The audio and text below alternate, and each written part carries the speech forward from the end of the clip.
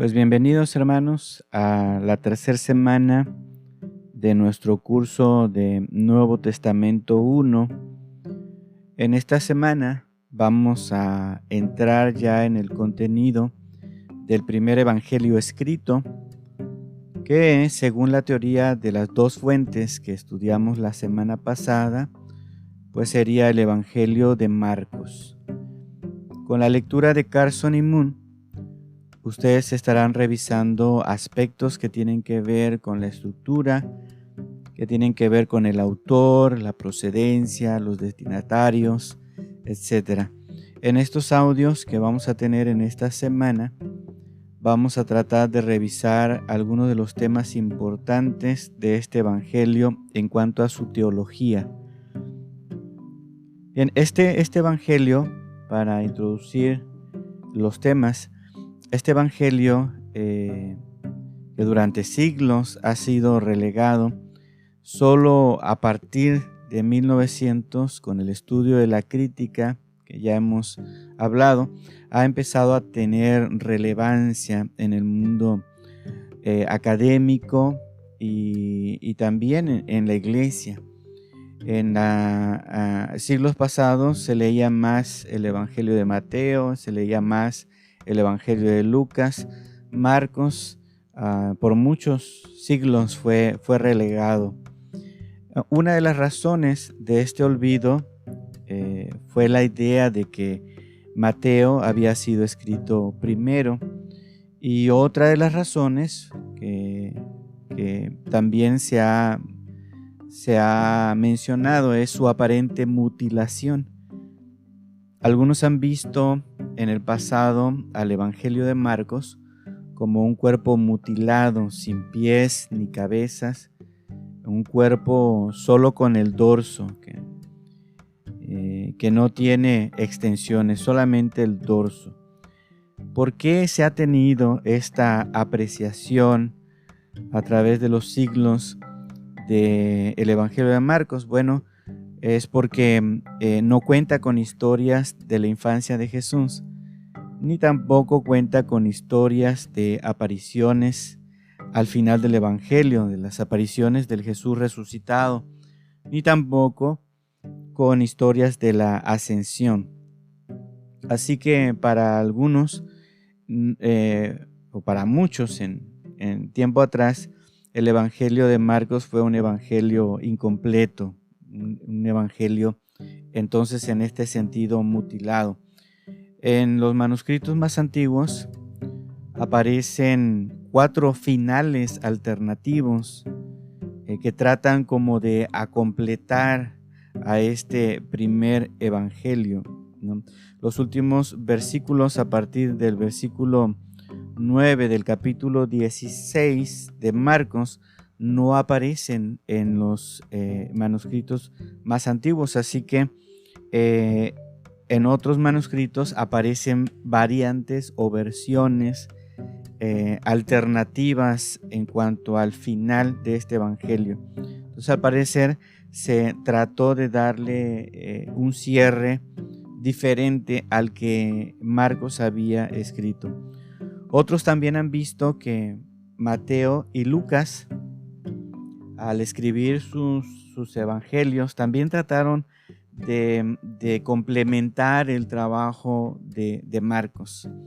Y en el caso de Lucas, incluso hasta contradecir la perspectiva de Marcos, porque para Lucas los discípulos deben esperar en Jerusalén, y Marcos ha planteado a Galilea como el lugar donde los discípulos tienen que esperar, donde ellos tienen que regresar a Galilea, y en este proceso de regresar por el camino donde anduvo Jesús hacia Galilea, en ese proceso van a encontrar de nuevo al Jesús que ellos han conocido. Entonces, la aparente terminación abrupta del evangelio de Marcos para muchos tiene un significado teológico. No es que le falte algo, sino es un planteamiento distinto. Como dicen Carson y Moon, ha habido pues varios intentos también de encontrar el propósito de este evangelio, ahora que ha sido estudiado en el último siglo.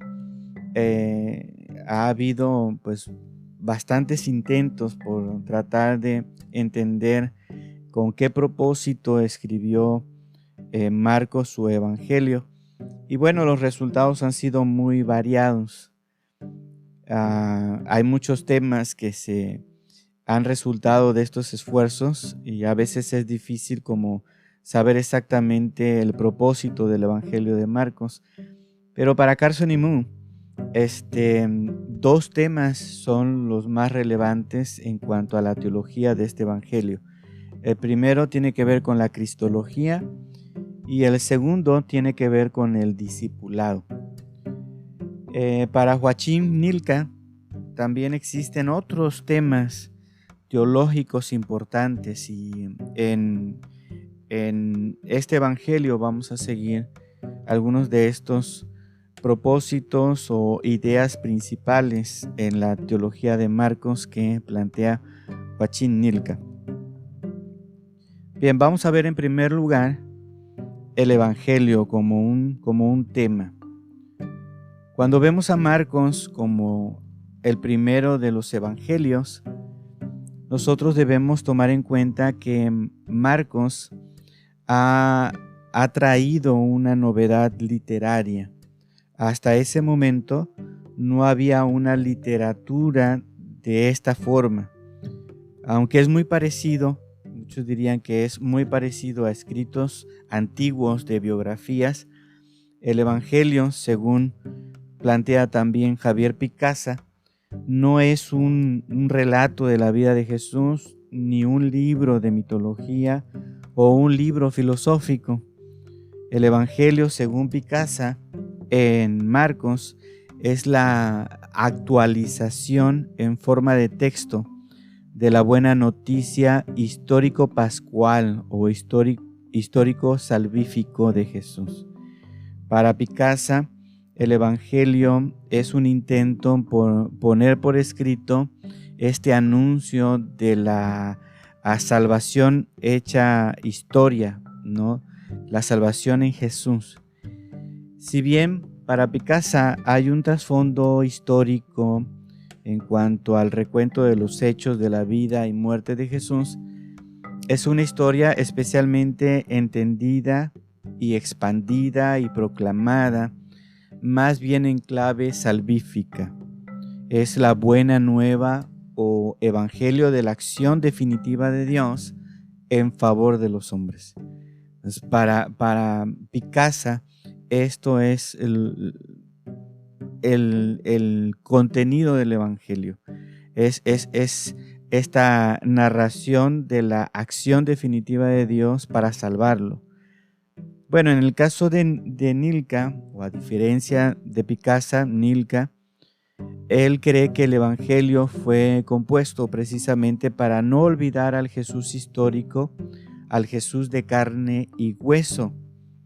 Si bien Pablo se centra en el anuncio, en el querigma, en la proclamación de la muerte y resurrección de Jesús, y también en las implicaciones de eso para nuestra salvación, Nilka dice que el interés de Marcos de situar a Jesús en una sucesión cronológica y geográfica, presentando a Jesús en el camino de Galilea a Jerusalén, esa idea de camino, ese transitar histórico, geográfico, concreto, responde en primer lugar a no olvidar que el querigma parte de una realidad histórica, que el anuncio de Jesús como Salvador del ser humano parte de esa realidad concreta.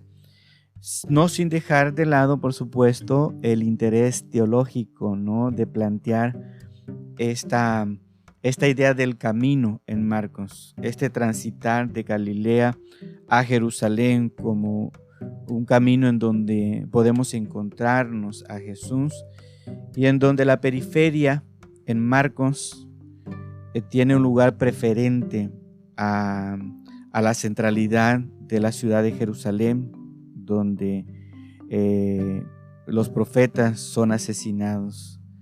Entonces Galilea tiene un lugar preferente en el Evangelio de Marcos y es el anuncio de esta salvación, pero también es con el propósito de no olvidar este transitar histórico de Jesús. Bien, la coincidencia entre Picasa y Nilka es que, aunque es un modelo literario que puede coincidir con la antigua biografía o con antiguas biografías, realmente cuando hablamos de Marcos estamos hablando de un género del evangelio o un género de evangelio diferente. Marcos, tanto para Nilka como para Picasa, ha creado un género literario distinto, ha creado un género literario nuevo, algo que no existía hasta ese momento, ¿no? Hay coincidencias con respecto a la forma literaria en cuanto a escribir biografías de personajes ilustres, ¿no? No se amolda completamente a ese tipo de literatura. Así que con Marcos estamos iniciando un género literario distinto llamado Evangelio. Ahora bien, tenemos que distinguir, cuando hablamos del Evangelio, tenemos que distinguir entre el Evangelio como obra literaria y el Evangelio como anuncio. Marcos, cuando escribe su Evangelio, no lo está escribiendo, hermanos, con la conciencia de estar escribiendo un nuevo género literario. Su intención no es ser novedoso en cuanto a la literatura. La intención de Marcos es poner la historia de Jesús, de este Jesús concreto, ¿no?, histórico de carne y hueso, poner esa historia de Jesús en beneficio del anuncio, en beneficio de la buena noticia. Así inicia el Evangelio de Marcos. Si ustedes me permiten, voy a leer el versículo 1 del capítulo 1. Nos dice: principio del Evangelio de Jesucristo, Hijo de Dios. Hijo de Dios. Comienzo del Evangelio de Jesucristo, Hijo de Dios. Así que este versículo introductorio designa el Evangelio como el contenido, ¿no?, como algo que quiere ser anunciado de parte o referente a Jesucristo. Un contenido sobre la persona de Jesucristo. Así que este Evangelio fue fundado por Jesucristo en su predicación y después de él debe ser predicado por otros. Así que no se trata solamente de escribir una obra literaria, sino hablar de una persona que predicaba y que asumía en su persona el Evangelio. Y este Evangelio, después de que ha sido inaugurado por él, debe ser predicado por otros. Y si vamos a Marcos capítulo 13, versículo 10, dice: y es necesario que el Evangelio sea predicado antes a todas las naciones. Y es necesario que el Evangelio sea predicado antes a todas las naciones. Y vamos ahora al capítulo 14, versículo 9. 14, versículo 9, dice: de cierto os digo que donde quiera que se predique este Evangelio en todo el mundo, también se contará lo que ésta ha hecho para memoria de ella. De cierto os digo que donde quiera que se predique este Evangelio. Entonces, estos versículos tienen el sentido de que deben ser anunciados o serán anunciados, y da la idea de que el Evangelio pues va a tomar posesión de algunas personas, va a controlar a algunas personas que después estarán dispuestas a proclamar ese evangelio. Así que en ese sentido, Marcos nos estaría hablando también del evangelio como una palabra viva, una palabra transmitida oralmente o transmitida a través de la predicación que ha sido asimilada por las personas que han encontrado esta buena noticia. Así que no se trata solamente de una obra literaria, sino de un anuncio benéfico, un anuncio que tiene vida, que impacta a las demás personas. Ahora, de las ocasiones que Marcos usa la palabra evangelio, surge un problema también. Se habla de evangelio de Jesucristo y se habla de evangelio del reino de Dios. Evangelio de Dios como el contenido de la predicación de Jesucristo. Entonces, cuando se usa la palabra evangelio, se usa en el sentido de evangelio de Jesucristo, evangelio o anuncio con respecto a Jesús.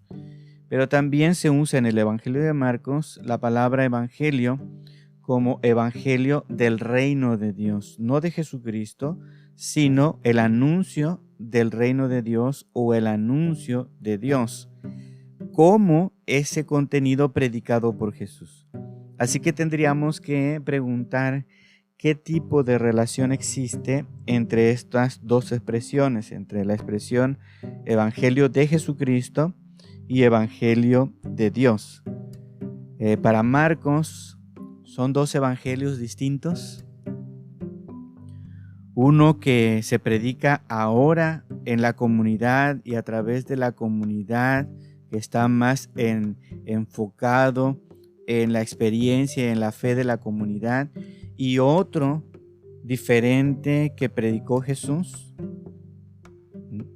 La expresión de anunciar el evangelio de Dios aparece, por supuesto, en Pablo, pero en Marcos tiene un sentido diferente cuando se habla de anunciar el evangelio de Dios o el reino de Dios. El evangelista entiende el evangelio de Dios en el sentido de el evangelio o anuncio sobre el reinado de Dios. Y esto lo vemos en los versículos 14 y 15 de Marcos. Si vamos ahí, vamos a leerlo. Dice Marcos 1, 14 y 15. Después que Juan fue encarcelado, Jesús vino a Galilea predicando el evangelio del reino de Dios, diciendo: el tiempo se ha cumplido, el reino de Dios se ha acercado. Arrepentíos y creed en el evangelio. Entonces tenemos estas dos formas de ver el evangelio. El evangelio como el anuncio sobre Jesucristo y el evangelio o este anuncio del reino de Dios que anunciaba o predicaba Jesús. Entonces, en estos versículos nosotros tenemos que ver que Marcos hace ver que Jesús en su evangelio proclama el reino de Dios, es decir, que Dios es rey y que su reino va a comenzar. Eso es lo que Jesús está predicando, pero ¿qué tiene que ver con él? Con el anuncio de Jesús, ¿no? Para Marcos, hermanos, entender el reino de Dios debe entenderse en una vinculación estrecha con Jesús. En el versículo 15 dice: el tiempo se ha cumplido y el reino de Dios está cerca. El tiempo se ha cumplido y el reino de Dios está cerca. Así que el reinado de Dios no debe buscarse en el futuro, sino que ha iniciado y se ha hecho presente. Con Jesús, esa salvación del reinado de Dios que se había anunciado para un futuro con Jesús ya es una realidad. Él anuncia que este reinado de Dios ya es una realidad. El reinado de Dios, por lo tanto, tiene una dimensión en Cristo. Tiene una dimensión en ese sentido cristológica. Y aceptar entonces a Cristo es aceptar la garantía de la salvación que tiene el reinado de Dios. El reinado de Dios trae una salvación. Y aceptar a Cristo, la persona de Jesucristo, es aceptar esa garantía de salvación. Y en ese anuncio, en ese evangelio, es que nosotros podemos ver la vinculación. Evangelio de Dios y evangelio de Jesucristo, Hijo de Dios, están estrechamente unidos en el evangelio de Marcos.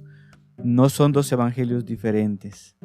No, el anuncio sobre Jesucristo es el anuncio de la inauguración de la salvación que se había prometido a través del reinado de Dios.